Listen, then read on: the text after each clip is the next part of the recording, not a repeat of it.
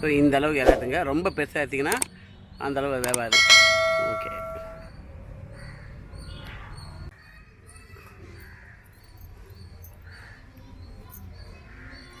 So தலையை கிள்ளிட்டு இறாவை எடுத்து போட்டுடலாம். இதெல்லாம் உங்களுக்கு தெரியும் தான், இந்த நான் சொல்கிறேன்.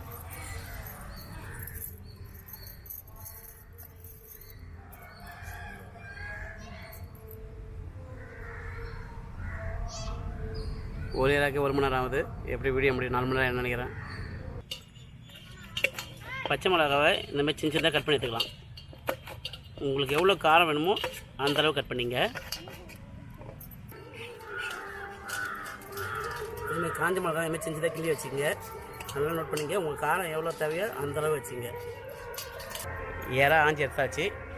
கொஞ்சமாக மஞ்சத்தூள் போட்டு பரட்டி எடுத்துப்போம்.